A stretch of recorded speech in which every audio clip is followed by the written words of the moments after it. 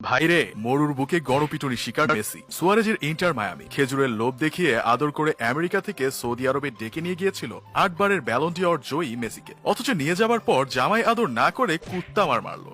ভাই, এখন আপনারাই বলেন এটা কি কোনোভাবে মেনে নেওয়া যায়? প্রথম বিলাই মারটা মারছিল নেইমারের দল আল হিলাল, তারা ইন্টার মায়ামিকে এক হালি দিছিল। আর শেষে কুত্তা মারলো ক্রিস্টিয়ানো রোনালদোর দল আল নাসর। ব্রাজিলিয়ান স্টার তালিস্কার হ্যাট্রিকে মেসির ইন্টার মায়ামিকে 6-0 গোলে উড়িয়ে দিল আল নাসর। তেলিস্কা হ্যাট্রিকের পর ক্রিস্টিয়ানো রোনালদোর মতো যখন সেলিব্রেশন করলো, তখন সেটা দেখে একদম বঙ্গদেশীয় পায়েসখোরদের কদম জোড়া বরাবর লাগছে মনে হইল। ভাই, একবার চিন্তা করে দেখেন, ক্রিস্টিয়ানো রোনালদো খেলে নাই, তারপরেও মেউ বাহিনীকে হাফ ডজন দিছে। আর ক্রিস্টিয়ানো রোনালদো যদি খেলতো, তাহলে আমি নিশ্চিত 1 ডজন খাইতো। আর মেসি ভক্তরা কোনোদিনও আল নাসরকে ক্ষমা করতে পারবে না। অবশ্য ক্ষমা না করার যথেষ্ট কারণ আছে। ইন্টার মায়ামি তাদের দেশের অতিথি ছিল, অতিথিকে সম্মান করা তাদের উচিত ছিল। যেহেতু খেজুর খাওয়ানো সৌদি আরবের ঐতিহ্য, সেহেতু খেজুর 1টা খাওয়াতো, 2টা খাওয়াতো, না হয় 3টাই খাওয়াতো। কিন্তু তা না করে তারা হাফ ডজন খেজুর মেসি, সুয়ারেজ, আলবা ও বুস্কেটসকে জোর করে খাওয়াই দিল। এমন অমানবিক কাজটা আল নাসর না করলেও পারত। সর্বকালে সেরা মেসিকে তাদের সম্মান করা উচিত ছিল। আর ভরে দিয়েছিল যেহেতু 7টা ভরে দিলেই হতো,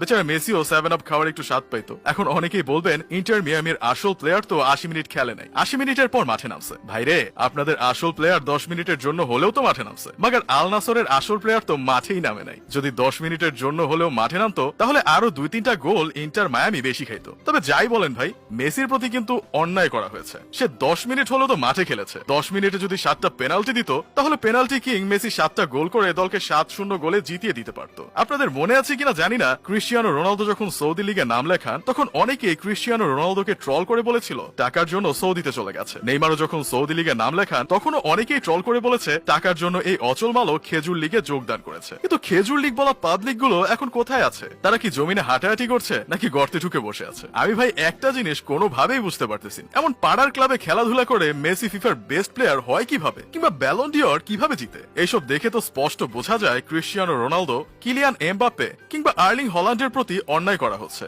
আল নাসর আর ইন্টার মায়ামির খেলা দেখার পর কিছু রোনালদো হেটার্স বলছে, আল নাসর গোল দেওয়ার পর রোনালদোর রিয়াকশন দেখে মূলত যা বুঝলাম, এটা ওয়ার্ল্ড কাপ ফাইনাল ম্যাচ চলতেছে এবং আজকেই ডিসাইড হবে কে আসল গড। দেখেন ভাই, আপনি যদি সিজনাল সাপোর্টার হন, তাহলে আপনি রোনালদোর হেটার্স হতেই পারেন। কিন্তু ভাই, যদি আপনি সবসময় ফুটবল খেলা দেখেন, তাহলে আপনি ক্রিস্টিয়ানো রোনালদোর ফ্যান হতে বাধ্য। আর প্রীতি ম্যাচ হোক আর বিশ্বকাপ হোক, সব ম্যাচেই সিরিয়াস থাকা উচিত। দল যখন মাঠে ভালো করবে, তখন গ্যালারিতে বসে থাকলেও শরীরে একটা হিট আসবে, এটাই স্বাভাবিক। আবার অনেকেই বলছে মেসিকে ছাড়া যে দল লিগের তলানিতে পড়ে থাকে, অন্য দলের কাছে 6 গোল খায়, মেসি থাকলে সেই দল লিগ চ্যাম্পিয়নও হয়। আর রোনালদো থাকলে যে দল 3টা গোল খায়, রোনালদো ছাড়া সেই দল 6টা দেয়। এতেই বোঝা যায় কে সেরা। ভাই, হাফ ডজন খাইছেন, এখন এটা হজম করে ঘুমিয়ে যান। শুধু শুধু কেন এমন উল্টোপাল্টা যুক্তি দিয়ে বোঝাতে চাচ্ছেন মেসি সেরা?